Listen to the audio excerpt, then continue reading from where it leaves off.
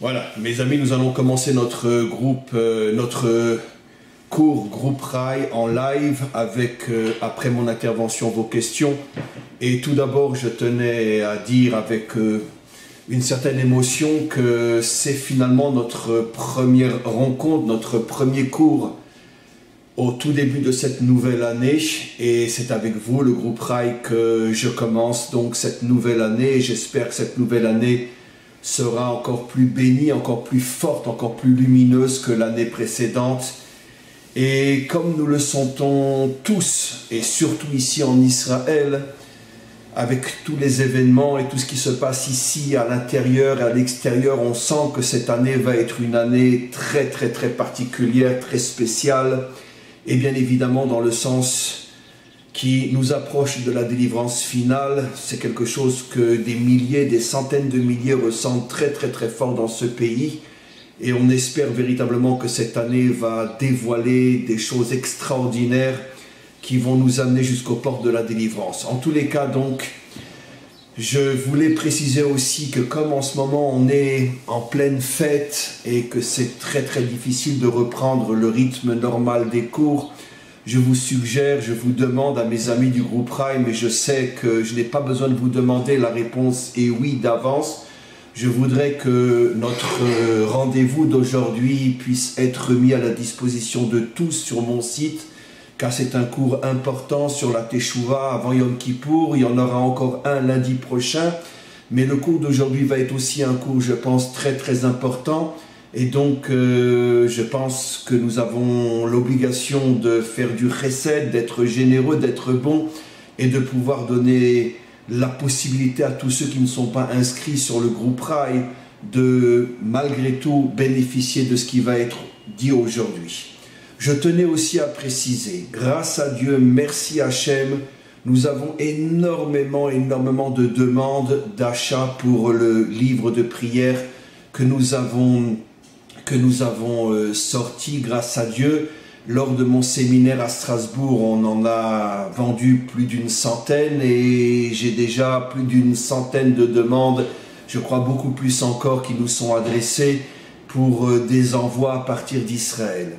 Je tenais à vous demander d'être patient. Nous faisons le maximum pour essayer encore pendant cette période de fête de commencer à en envoyer, mais soyez indulgents, soyez patients, nous sommes en pleine période de fête, c'est très difficile, et surtout aussi la poste en Israël tient compte des jours de fête, ce sont des jours fériés, et donc de toute façon, si on envoie toutes les demandes aujourd'hui, ça va de toute façon prendre un temps fou jusqu'à ce que ça arrive. Alors, encore une fois, je fais appel à votre compréhension, à votre indulgence. Nous faisons le maximum pour envoyer les livres de prière à tous ceux qui les ont commandés, mais ça va prendre du temps. C'est-à-dire que on va vraiment s'y mettre après les fêtes, donc d'ici, on va dire à peu près encore 15 jours, 3 semaines.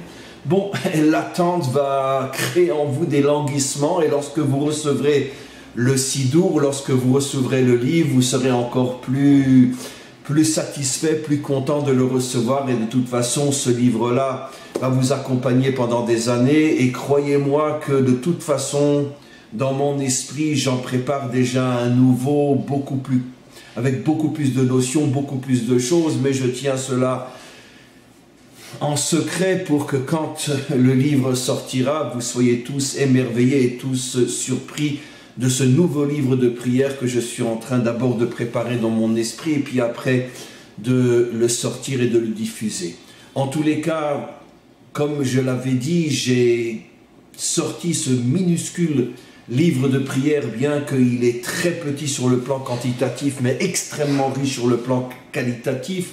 Je l'ai sorti volontairement petit parce que je voulais voir quelles vont être les réactions. Est-ce que les gens vont le demander? Est-ce qu'il va être bien diffusé? Pour l'instant, grâce à Dieu, je suis même surpris de l'énorme demande, et ce qui prouve que finalement, le nombre incroyable de mes élèves non juifs qui me suivent sont malgré tout connectés, pas seulement au cours, mais connectés véritablement à l'essence même de mes enseignements. Et c'est pour ça que la grande majorité de mes élèves Bnei Adam achètent et veulent ce livre, et j'espère que très vite il sera épuisé et peut-être on refera une série où on passera directement au nouveau livre comme je l'ai annoncé. Quoi qu'il en soit, donc maintenant je reviens, après cette introduction, je reviens au cours d'aujourd'hui, bien sûr, à la veille de Kippour. Le cours est sur la Teshuvah, sur le retour, sur la réparation et sur les fautes aussi. À la différence des autres groupes Chai, je vais parler peut-être un petit peu plus longtemps aujourd'hui. Peut-être qu'on passera un petit peu moins de temps aux questions, mais comme je le dis toujours, n'attendez pas que je termine mon intervention pour me poser des questions sur le chat.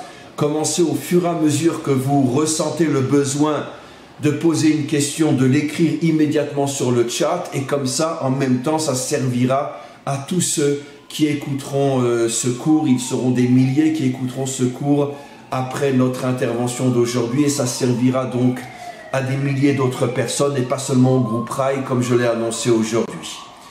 Alors, on va commencer par se poser la question fondamentale. Finalement, dans son essence, c'est quoi la faute? Alors évidemment, dans la forme extérieure, la faute, c'est évident, on le sait tous. Voler, tuer, violer, se débaucher, l'idolâtrie, et on pourrait compter des milliers de fautes. C'est pas ça ma question. Ma question est au niveau de l'essence de la faute. C'est-à-dire le dénominateur commun, le point commun à toutes les fautes. Que l'on soit un idolâtre, que l'on soit un débauché, que l'on soit un assassin, que l'on soit un menteur. Ça c'est la forme. Mais comme on le sait, je l'ai déjà expliqué dans des milliers de cours, chaque chose dans ce monde a une forme extérieure visible et une intériorité, une essence cachée, invisible.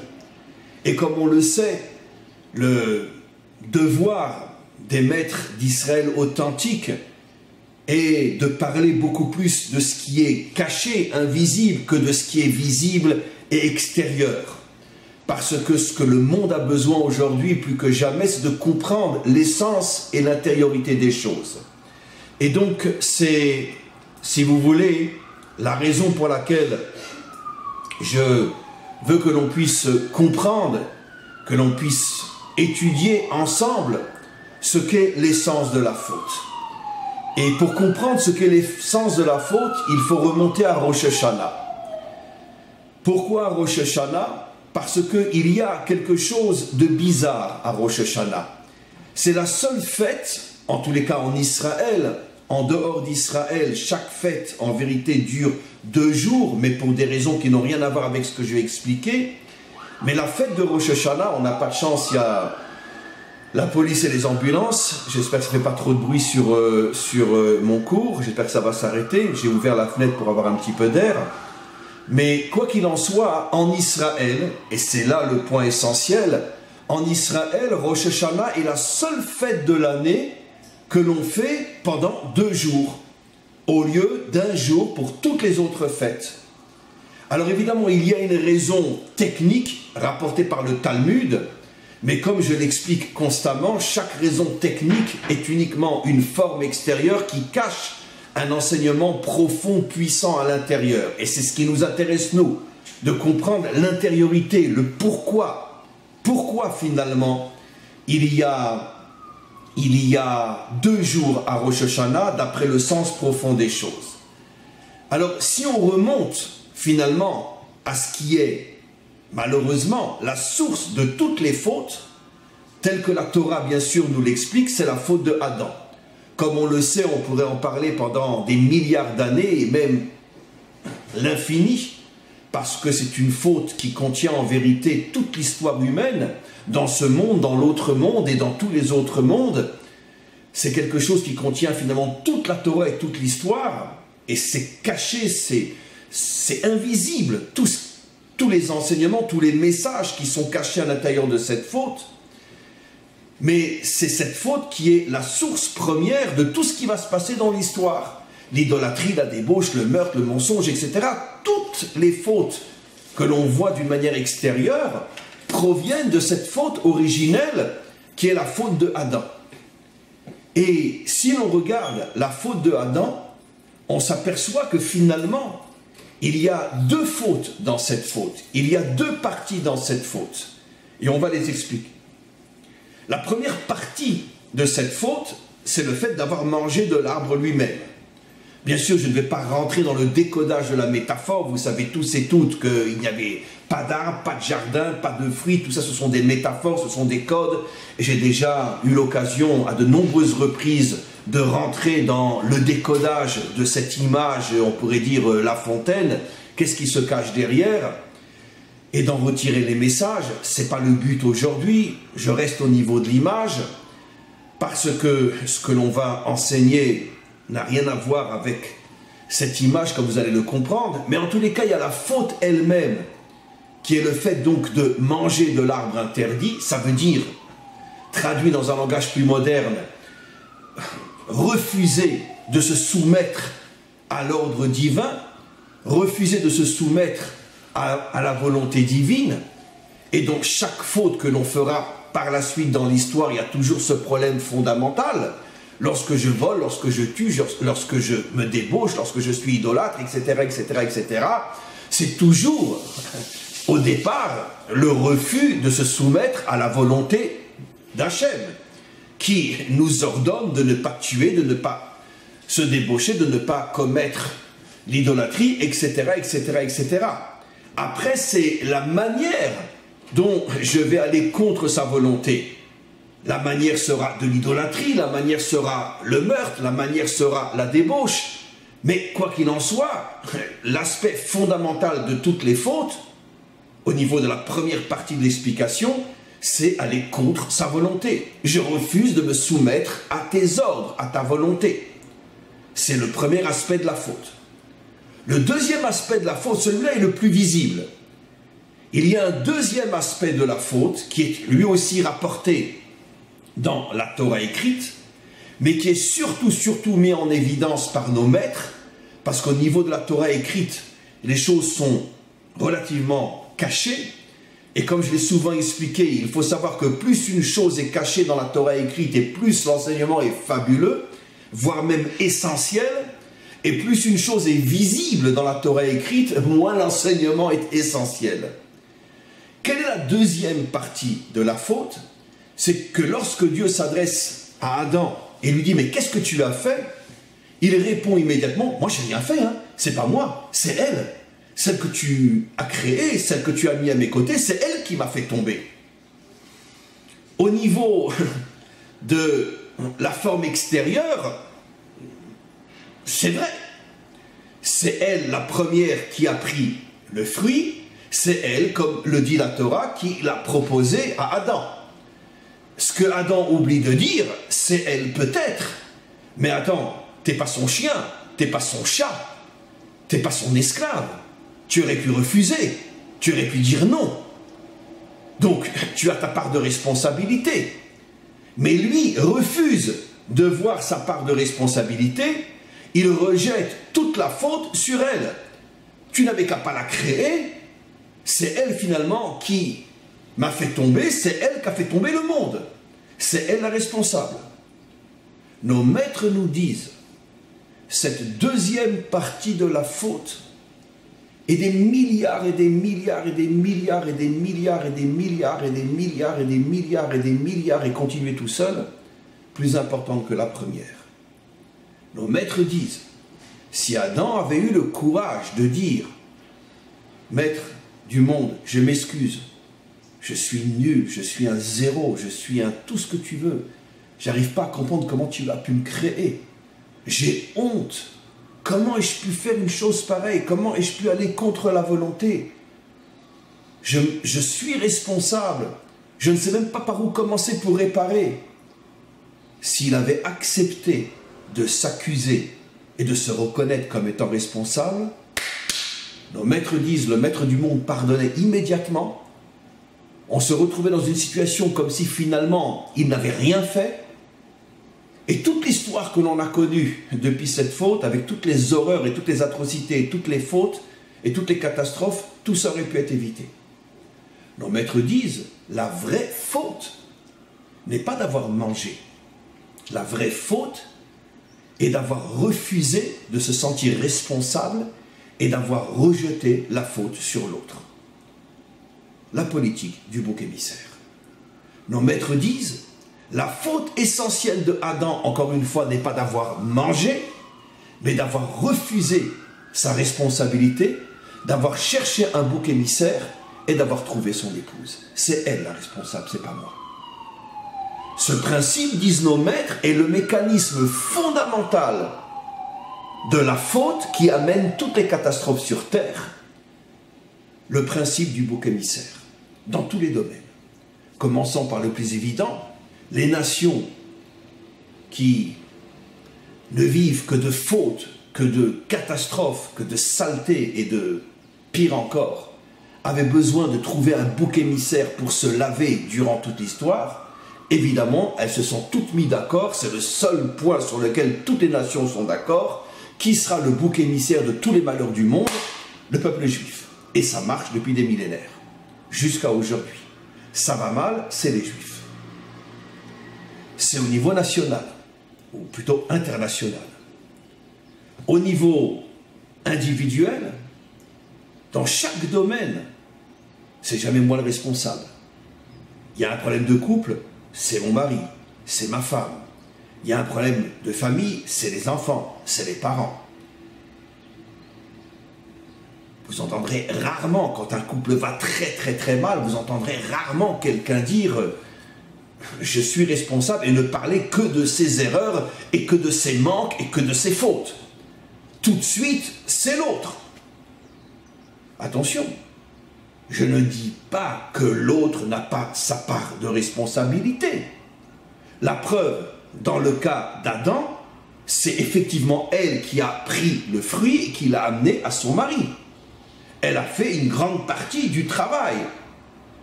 Elle est en grande partie responsable. Mais pourquoi Adam oublie que s'il avait refusé, s'il avait dit non, il n'aurait pas fauté? Pourquoi il ne voit que ce qu'elle a fait?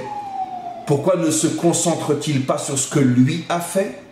Pourquoi ne comprend-il pas que ce que lui a fait est le seul vrai problème et ce qu'elle a fait, c'est pas son problème?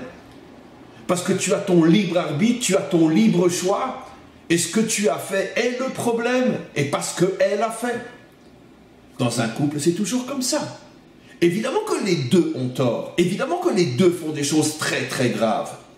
Mais pourquoi tu ne vois que ce qu'elle fait? Pourquoi ne vois-tu pas ce que toi tu fais? D'autant plus que dans un couple, c'est évident que généralement à 80%, le comportement de l'un à l'égard de l'autre est la conséquence directe du comportement de l'un à l'égard de l'autre. Ta femme est comme ça avec toi parce que tu es comme ça avec elle, et vice-versa. Avec les enfants, évidemment que les enfants ont leur part de responsabilité énorme, surtout à l'âge de la puberté. Mais les parents sont complètement blancs, ils sont complètement purs. Bien évidemment qu'eux aussi ont des millions de responsabilités dans la révolte des enfants. Le manque de savoir-faire, le manque de sagesse, on ne sait pas comment leur parler. On est des fois trop conciliant ou on est des fois trop sévère. Ou tout simplement les disputes dans le couple qui poussent les enfants à la folie. Généralement aujourd'hui, dans le monde d'aujourd'hui, 99% des révoltes des enfants contre les parents, c'est parce que les parents ne sont plus des modèles, ils n'arrêtent pas de se déchirer. Donc là aussi, c'est évident que tes enfants ont leur propre part de responsabilité, mais regarde ce que toi et ta femme ont fait pour en arriver là. Et d'abord ce que toi tu as fait avant ta femme. Non. Ah oui, mais aujourd'hui c'est la puberté, c'est le iPhone, Internet, les enfants deviennent fous. Très bien. Et toi, où tu es là-dedans? Ah ben moi, je suis impeccable. Et dans tous les domaines, c'est comme ça.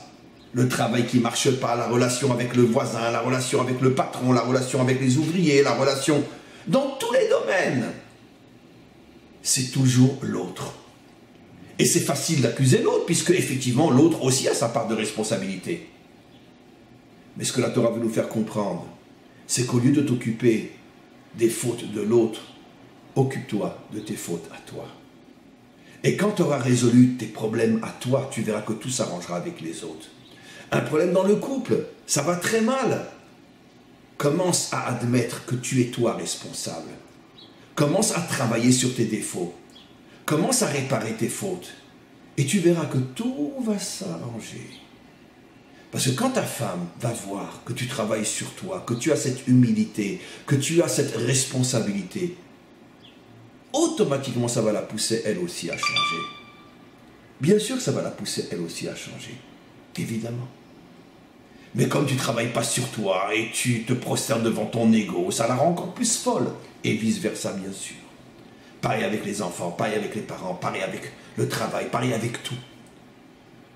Quand celui avec lequel tu as des problèmes voit que tu te considères toi comme étant le responsable et que tu changes et que tu fais tout pour t'améliorer, automatiquement ça libère des lumières et des énergies positives autour de toi qui transforment ton entourage.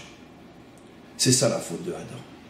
Nos maîtres nous disent, la deuxième partie de la faute est des milliards de fois plus grande que la première. Tu as fauté, d'accord, mais au moins reconnais que tu as fauté. Au moins reconnais que tu n'as pas d'excuses. Arrête de chercher ailleurs. Arrête de chercher à l'extérieur de toi. Reconnais ton problème. Adam n'a pas reconnu son problème. Et toute l'histoire du monde, avec toutes ces catastrophes, a commencé. C'est toujours l'autre.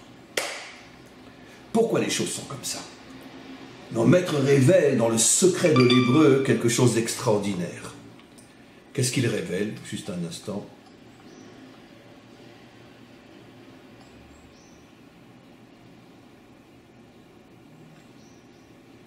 Excusez-moi, j'ai regardé, il y avait un bruit, donc je regardais, c'est parce que quand quelqu'un écrit sur le chat, ça fait du bruit. En vérité, nos maîtres révèlent dans le secret de l'hébreu le pourquoi de cette deuxième partie de la faute. En hébreu, le mot faute se dit de deux manières, de plusieurs manières, mais de deux manières essentielles. Avera ou bien Issour. Comme vous le savez, l'hébreu est une langue unique au monde. Dans chaque mot, le sens du mot et le sens de ce que l'on cherche à comprendre est caché dans le mot lui-même. Le mot Avera, comme on le sait, la racine, c'est la Avor. Ça veut dire s'éloigner. Quitter un endroit dans lequel on était pour aller ailleurs. Pourquoi une faute s'appelle Avera? Parce qu'à partir du moment où un homme faute, première partie de la faute, il va contre la volonté d'Hachem, il s'éloigne de lui-même.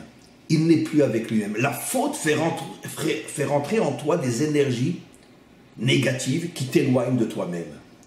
Tu n'es plus toi-même. Et donc, c'est la raison pour laquelle on en arrive à la deuxième partie. Je ne suis plus capable de me prendre en main, de me responsabiliser et de chercher en moi le problème parce que je ne suis plus moi. C'est comme si j'étais devenu fou. C'est comme si j'étais quelqu'un d'autre. Donc, je ne peux pas m'accuser, je ne peux pas chercher quelle est ma part de responsabilité puisque je ne suis plus moi. Voilà le secret incroyable qui est dans le mot Avera. Chaque faute, finalement, t'éloigne de toi. Au point que tu n'as plus du tout le sentiment que tu as fauté, comme si c'était quelqu'un d'autre. C'est pas moi, c'est pas moi. Donc tu vas le rechercher ailleurs. Si l'on pouvait voir cette énergie négative qu'il y a dans une faute, si on pouvait voir à quel point elle nous éloigne de nous-mêmes, on comprendrait pourquoi après on est incapable de chercher en nous le problème. Parce qu'on n'est plus nous-mêmes, on est quelqu'un d'autre. La faute m'enlève mon identité. Deuxième mot pour dire la faute en hébreu, Issour, transgression. Le mot Issour vient de la racine prison. Un prisonnier s'appelle un Assir. Une prison s'appelle Bet Assurim. Dans le mot Issour, il y a la notion de prison. Ça veut dire quoi? La faute t'enferme, elle t'éloigne, mais après elle t'enferme dans une forme de prison qui sont toutes ces mauvaises énergies. Les barreaux de cette prison sont toutes les mauvaises énergies créées, que tu as rentrées en toi avec la première partie de la faute, la transgression. Et ces mauvaises énergies te tiennent en prison. Et finalement, ces mauvaises énergies te détruisent et t'enlèvent ce qui est l'essence même de l'humain authentique, sa capacité de prendre ses responsabilités. Cette prison, finalement, te prive de ton essence, comme la prison enlève ta liberté. Et là, ta liberté d'être toi-même, ta liberté de te connecter à ton essence, qui est, expliquent nos maîtres, le sens des responsabilités. Chercher en soi le problème et pas à l'extérieur. Ça va aussi très bien avec l'image de la prison, car la prison te tient en marge du monde extérieur. Donc tu es en marge du monde extérieur, donc finalement, tu es incapable d'agir, d'être libre, de prendre tes responsabilités. Tu es confiné à l'intérieur d'une cellule. Ce sont toutes ces mauvaises énergies qui t'empêchent d'être toi-même. Donc voilà maintenant, on a compris pourquoi il y a 2 jours à Rosh Hashanah.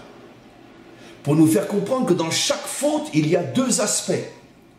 Le premier aspect est la transgression elle-même, mais qui n'est pas la partie la plus grave de la faute.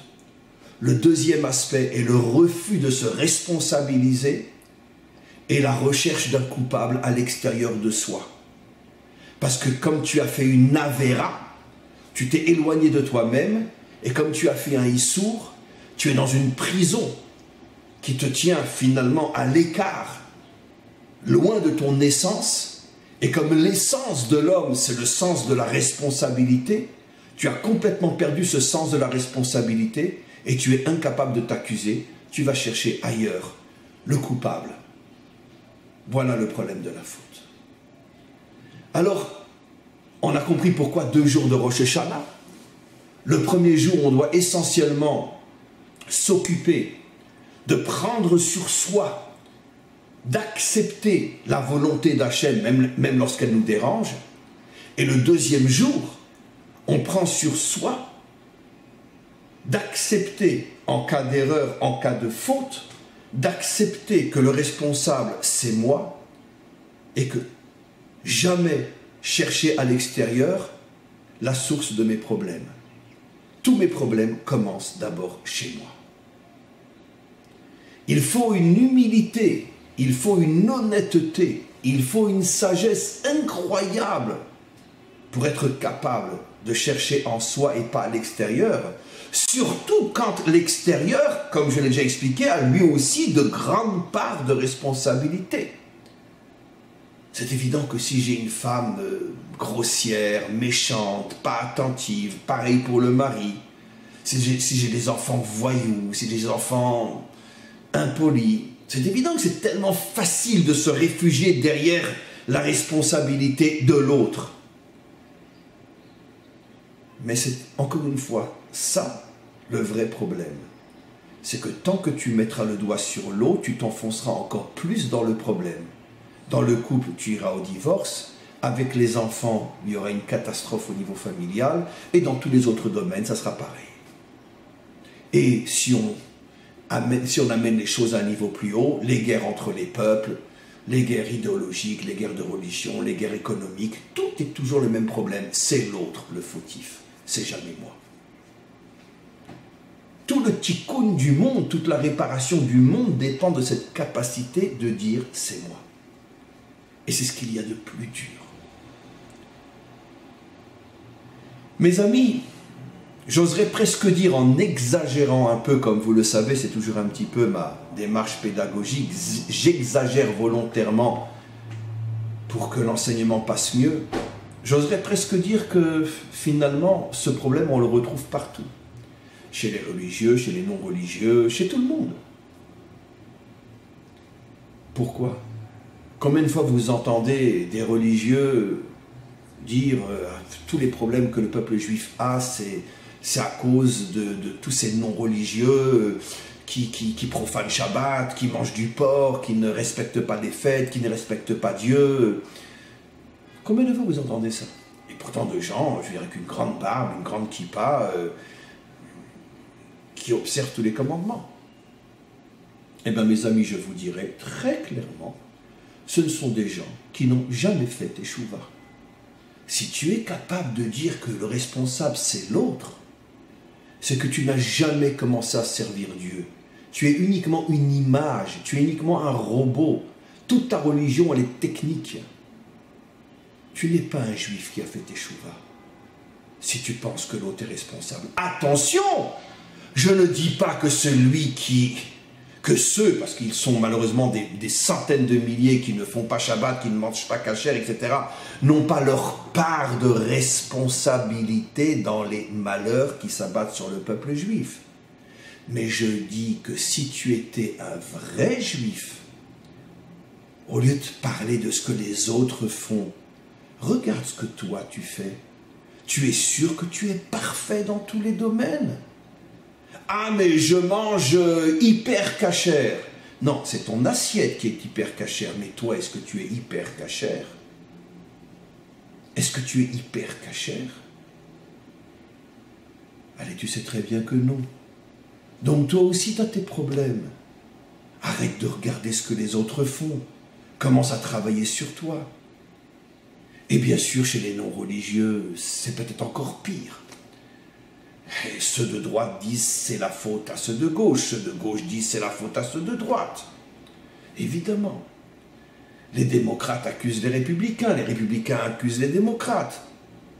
Les Américains accusent les Russes accusent les Américains. Et tout le monde accuse les Juifs. Donc ce problème, il est partout. Mais ce que j'ai voulu dire, parce que ça nous concerne nous, parce que nous on a une barbe, et on a une kippa sur la tête. Alors, rappelez-vous, mes amis, si vous entendez ce cours, arrêtez de croire que vous servez Dieu parce que vous mangez hyper cachère. Non. À partir du moment où vous avez un problème avec votre épouse, et dans votre cœur vous pensez que c'est elle la fautive, à partir du moment où vous avez des problèmes avec vos enfants, car tous les religieux ont des problèmes avec leurs enfants, et vous dites c'est la faute à mes enfants, c'est la faute à la génération, c'est la faute à Internet. À partir du moment où il y a des problèmes dans notre peuple et vous dites c'est la faute à ceux de Tel Aviv qui mangent du porc à Yom Kippour, eh bien sachez que vous n'êtes pas plus religieux que celui qui mange du porc à Yom Kippour. Vous êtes au même niveau, sauf que lui il n'est pas déguisé, vous êtes déguisé, c'est tout, il n'y a aucune différence. Aucune différence. Et ce principe est vrai pour tous les hommes, pas seulement les juifs, pour les adamiques, pour tout le monde. À partir du moment où j'ai un problème, et je pointe le doigt sur l'autre, je ne suis pas un être humain. Je suis un animal, un point, c'est tout. Un animal, rien d'autre. Parce que l'humain commence avec la prise de conscience que je suis responsable. Où on le voit, où on le trouve. Prenons comme exemple Moshe. Moshe, Hachem lui demande d'être le libérateur. Je ne sais pas, moi, si Hachem venait et me disait « Chaim, tu vas être le libérateur », je ne le laisse même pas terminer sa phrase, je saute tout de suite. Tu te rends compte, le libérateur? D'accord, je vais être le Messie. Moshe, on lui demande d'être le libérateur, il dit « Non, pas moi, prends n'importe qui d'autre, pas moi. Je ne suis pas à la hauteur, je suis... » Non. Parce que Moshe est appelé le plus humble des hommes. Il a une vision objective de lui-même. Il sait que... il n'a pas du tout l'étoffe d'un libérateur. Il le dira, je ne sais même pas parler. Pourquoi Hachem le choisit lui, puisqu'il est apparemment pas du tout apte à être un libérateur? Parce que justement, Hachem a besoin d'un homme comme ça pour être le libérateur. Parce que Hachem sait très bien qu'une fois qu'il va lui donner les pouvoirs d'être un libérateur, il risque de se prendre aussi pour le Fils de Dieu. Il va se prendre pour le bon Dieu. Donc Hachem cherche un nul pour être le libérateur. Parce qu'au moins ce nul-là, il restera nul toute sa vie. Il saura que toutes les forces qu'il a, il les doit à Dieu, pas à lui. Le roi David, pareil. Quand Hachem lui donne la royauté, il dira à ma femme, mais qui je suis pour que tu m'aies donné à moi? Mais attends, je viens d'une famille que la moitié d'Israël ne reconnaît pas comme étant une famille juive. Moi-même, au sujet de ma naissance, il y a toutes sortes d'histoires comme quoi je ne suis pas vraiment... Bon, bref, pour ceux qui connaissent l'histoire, on le prenait pour un bâtard. Et puis, je suis un petit rouquin, on me prend pour Esav. Pourquoi tu me choisis, moi? Hachem lui répond, c'est marqué dans le Talmud, c'est pas de moi. Justement, tu sais pourquoi je te choisis, toi? Parce que toi, tu portes sur tes épaules un sac de reptiles. C'est traduit en français, ça veut dire que tu as tellement de problèmes qui font que tu étais le dernier que j'aurais dû choisir pour être le roi d'Israël, Que au moins je suis sûr que quand tu seras le roi, ça ne te montera pas à la tête. Tu resteras un nul. Voilà. Deux exemples extraordinaires des plus grands personnages qui ont construit l'histoire d'Israël. L'un qui nous a donné la Torah, l'autre qui nous donne la royauté. Et pourquoi le Mashiach viendra sur un âne? Je l'ai déjà dit des milliers de fois. Vous croyez qu'il va venir dans une Mercedes ou dans une Ferrari, dans une Volvo? Pourquoi il vient sur un âne? Mais parce que je suis un âne, et c'est pour ça qu'Hachem m'a choisi. Ça veut dire que qu'est-ce qu'on voit? Que les plus grands personnages de l'histoire sont précisément des gens qui avaient l'honnêteté de savoir qui ils étaient. Rien, absolument rien. Et aujourd'hui, on vit dans un monde où tout est le contraire. On cherche à gouroutiser tout le monde. Dès qu'on trouve chez nous, les Juifs, un tzaddik, un juste, on le gouroutise, on en fait un Dieu, on en fait un waouh. Mais non. Comme je l'ai déjà dit à Ladinovitch, quand il allait aux toilettes et qu'il faisait un prout, il sentait mauvais comme tout le monde. Ah non, c'est un gourou, c'est le plus grand tzaddik de toutes les générations. Mais quand il pète, il pue lui aussi. Et c'est pour ça qu'il est devenu un grand tzaddik, parce que lui, il sait qu'il n'est que de chair et de sang. Mais vous, vous en avez fait un gourou. Vous, vous êtes des idolâtres. Et on voit que le monde est complètement idolâtre. On vénère toujours les grands, les ci, les ça, l'argent, le pouvoir, le waouh. Je comprends pas. Même un milliardaire, quand il pète, il pue pas. Il n'a pas de problème avec sa femme, il n'a pas de problème avec ses enfants. C'est de la miel comme toi, même s'il a beaucoup d'argent. Il n'y a aucune différence entre toi et lui. Dans le fond, dans l'essence. Arrêtez de diviniser les créatures. Arrêtez. Arrêtez, c'est ça la vraie teshuva. Je peux avoir un maître, mais je ne le gouroutise pas. C'est un maître, mais c'est d'air, il est très bien, il m'apprend la Torah, il est très grand dans ce domaine. Mais j'ai aussi un grand médecin, j'ai aussi un grand avocat, j'ai aussi un grand électricien, j'ai aussi un grand plombier. Chacun est grand dans son domaine. Arrêtez de gouroutiser. Arrêtez. Non. Mais ça, non. Et c'est ça ce qu'on voit. Personne ne fait teshuva en vérité. Tout le monde est en train de dire teshuva, teshuva, teshuva, mais personne ne fait teshuva. Parce que personne n'est capable de voir l'homme tel qu'il est véritablement. La seule grandeur, la seule lumière, la seule vérité, c'est le maître du monde. En dehors de lui, il n'y a que des humains, des créatures. L'un est un peu plus grand que l'autre dans tel domaine, l'un dans l'autre domaine. Mais la seule lumière, la seule vérité, la seule perfection, c'est le maître du monde. Un point, c'est tout. C'est ça l'humilité, c'est ça l'authenticité, c'est ça la vérité. Et quand quelqu'un gouroutise les choses de ce monde, eh bien il gouroutise l'argent, il gouroutise le pouvoir, il gouroutise un juste, un tzaddik, peu importe qui. Eh bien, la première chose qui va se passer en lui, c'est que finalement, il va faire rentrer en lui une fausse identité. Il va se déshumaniser. Il va devenir un idolâtre. Il ne se rendra même plus compte qu'il n'est plus un humain.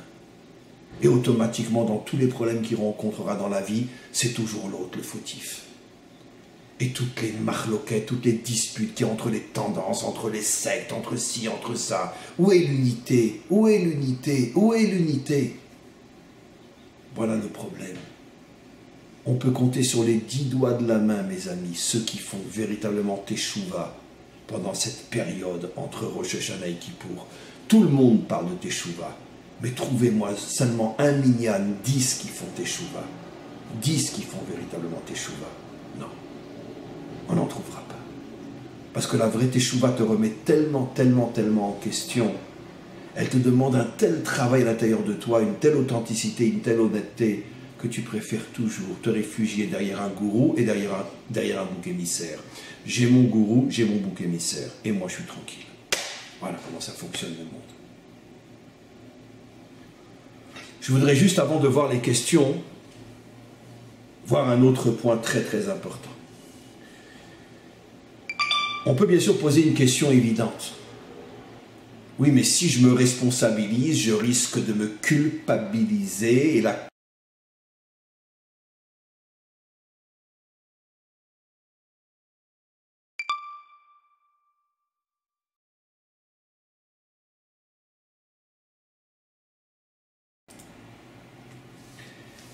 et la culpabilité fait parfois tomber l'homme dans la tristesse, dans la dépression, dans le désespoir.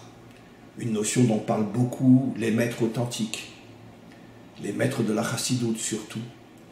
Il faut faire très très attention de ne jamais sombrer dans le désespoir qui souvent est la conséquence d'une prise de conscience trop forte de mes responsabilités finalement, excusez-moi juste un instant, de mes responsabilités.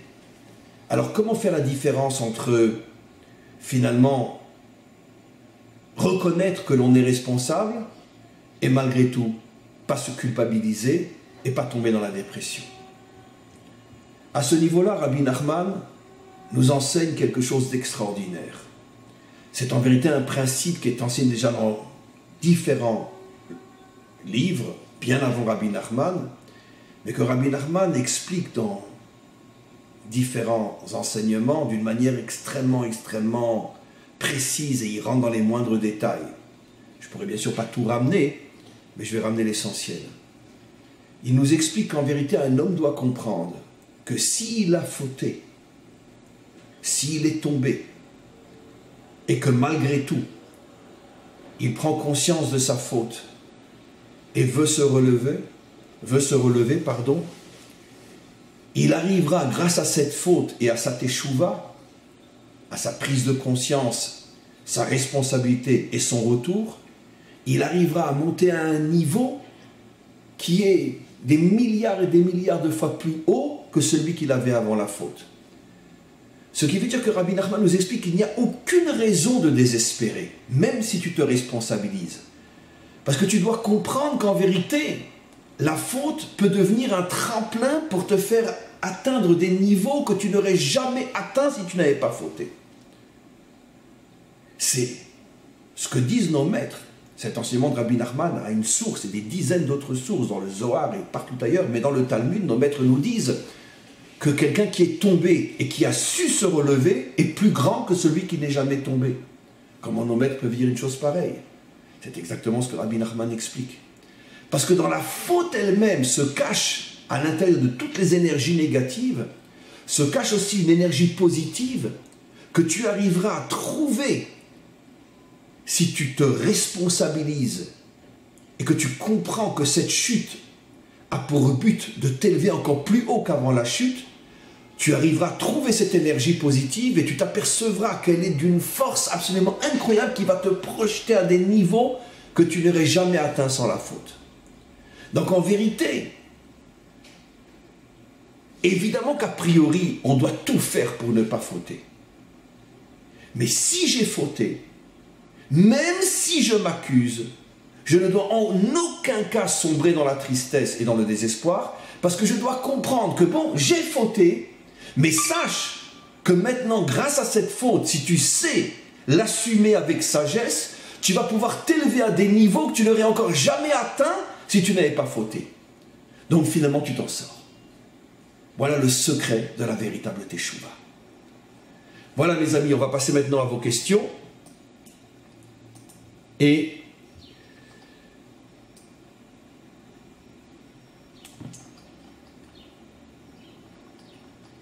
finalement, je vois qu'il y a pas mal d'inscrits aujourd'hui. J'avais un petit peu peur parce que comme c'est un live en pleine semaine, jeudi à 11h, 10h chez vous, je me suis dit, il n'y aura personne aujourd'hui, mais je vois que grâce à Dieu, il y a un nombre important malgré tout. Et je tiens à préciser aussi, très très important, il n'y aura pas de live bien sûr dimanche prochain, parce que je pense que vous l'avez vu sur le site, ça a été annoncé. Dimanche prochain, nous faisons une visite dans un endroit à Jérusalem très très particulier. Et je vous laisse la surprise de le découvrir. Regardez la publicité sur le site, on va faire quelque chose d'absolument extraordinaire. Aidez-nous bien sûr à réaliser ce site comme on vous le demande à chaque occasion. Et à réaliser ce site, à réaliser ce live qui sera sur le site, pardon. Et donc dimanche prochain, il n'y aura bien sûr pas de groupe Rail. Après, on va vite arriver à Kippour, après à Sukkot. Bon, on va voir comment on va s'organiser. Mais bon, comme vous le savez, je vous l'ai dit au début de ce live, on est dans une période de fête. C'est très difficile de garder un rythme régulier. On commence. Didier. C'est rassurant, mais en même temps effrayant de voir les fautes des géants comme Adam d'un côté. Qui sommes-nous par rapport à Adam? Votre question qui a été demandée à 25 minutes est très importante, mais j'ai déjà en soi répondu maintenant grâce à la fin de ce cours où j'explique que justement que la faute peut aussi nous amener à des niveaux des milliards de fois plus hauts que ceux qu'on n'aurait jamais atteints si nous n'avions pas fauté. C'est toute la fin de mon intervention. Donc, justement, parfois, quelqu'un de très grand peut arriver à transformer sa faute en tremplin vers le haut, peut arriver à transformer l'obscurité en lumière, le mal en bien et s'élever à des niveaux qu'il n'aurait jamais atteints sans la faute. Et il y a, bien sûr, cette notion, surtout au niveau de Adam. Mais ça, c'est déjà une réponse plus profonde. Je voudrais donner une réponse, on va dire, plus large. Il faut comprendre que finalement, j'ai répondu à votre question aussi dans mon cours. Tout dépend de la manière, cher Didier, dont vous voyez le grand. Évidemment, un grand est un grand. Le Rabbi Lubavitch n'était pas immense, Moïse n'était pas immense, David n'était pas immense, Rabbi Nachman n'est pas immense, le Gaon de Vilna, le Baal Shem Tov, bon, je cite des gens de notre histoire, mais aussi dans toute l'histoire humaine, il y a eu des gens immenses. Il n'y a pas que chez les Juifs qu'il y a des gens immenses, grâce à Dieu. Mais n'oublions jamais une chose. Il y a, on pourrait dire, une énergie des plus négatives dans l'homme, j'en ai parlé dans mon intervention, qui est de transformer le grand en Dieu. Tout le christianisme est né sur cette folie de voir dans un homme très marginal, très tout ce que vous voulez, le Fils de Dieu. Mais ce problème n'a jamais cessé, il est chez nous, même chez nous, jusqu'à aujourd'hui encore, dans la gouroutisation des grands, et surtout dans le monde religieux. Pas jusqu'à en faire le Fils de Dieu, mais à quelques cheveux près, on n'en est pas loin. Et donc, il faut arrêter de voir dans le grand, même si c'est vrai qu'il est grand, il faut arrêter de voir la perfection.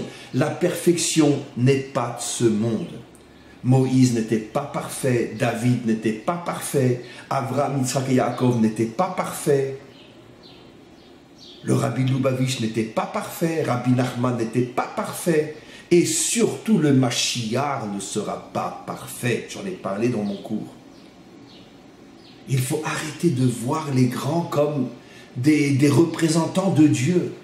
Nous ne sommes que des créatures, donc nous ne devons pas être étonnés du fait que même si c'est vrai qu'il est grand, mais bien sûr qu'il est grand, mais il reste un humain, il reste une créature, il n'est pas parfait. On continue. Christine, 2 jours à Rosh Hashanah pour nous permettre de trouver l'équilibre entre la rigueur et la bonté pour affronter sereinement Yom Kippour. C'est vrai aussi.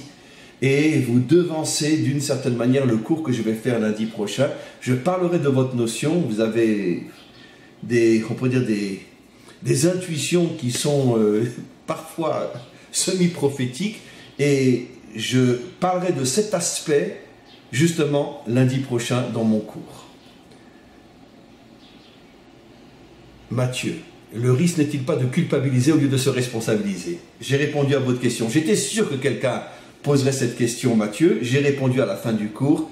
Donc, on continue. Christine, qu'Hachem nous aide à impliquer le libre arbitre dans nos vies, prendre conscience de nos responsabilités, à nous prendre en main aussi. Chacun n'est-il pas le reflet de l'autre? Oui, là, je rebondis sur la fin de votre intervention.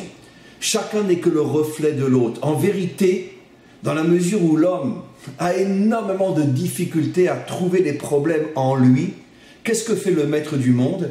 Il nous amène un problème à travers l'autre et on doit avoir l'honnêteté de comprendre que l'autre n'est que le miroir visible de mes problèmes cachés. Ce qu'il me dit, ce qu'il me fait n'est là que pour mettre en évidence toutes les énergies négatives qu'il y a en moi.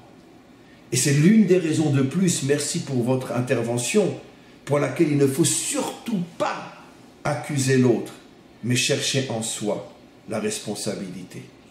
Ça me rappelle, grâce à votre intervention, ça me rappelle exactement un enseignement du Baal Shem Tov qui explique l'une des raisons pour lesquelles, quand on voit quelqu'un faire quelque chose de mal, pourquoi il est interdit d'aller le raconter à tout le monde. Pourquoi? Sauf, bon, si c'est un problème de témoignage au tribunal, parce que, bon, il a volé, etc. Bon, c'est déjà une autre affaire. Mais disons que je vois quelqu'un qui fait quelque chose de mal, mais qui n'a pas une incidence pénale. On sait que c'est une interdiction très, très, très grave d'aller le raconter à droite et à gauche. Pourquoi? Pourquoi c'est tellement grave? Pourquoi? Le Baal Shem Tov révèle des choses extraordinaires. Il dit la chose suivante.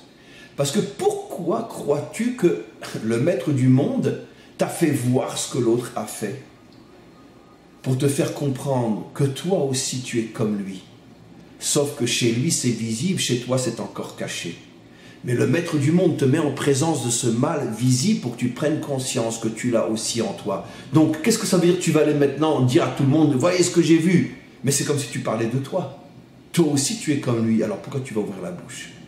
Donc vous voyez que le Baal Shem Tov confirme votre enseignement. Didier. Ces enseignements, si je peux me permettre, Salvatore, prennent l'Occident moderne à contre-pied. En Occident, même la psychologie basale renforce l'ego de l'individu dans son sens le plus individuel du terme. Mais bien sûr, cher Didier, vous avez absolument raison.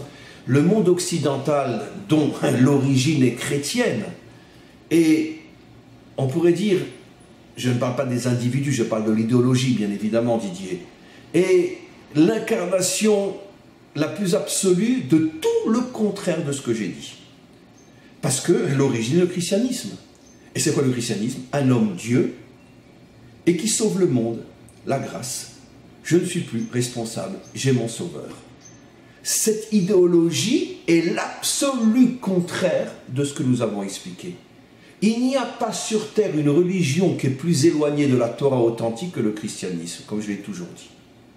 C'est l'absolu contraire. Donc, vous comprenez effectivement que le monde occidental, aujourd'hui dans sa forme, dans sa religion moderne qui est la psychologie, fait tout justement pour aller dans le sens contraire de tout ce qu'on a expliqué.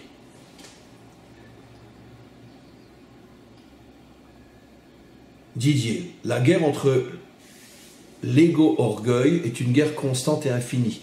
On ne fait que gagner des mesures, absolument. C'est une guerre infinie, absolument, parce qu'elle dure jusqu'au dernier jour de notre vie.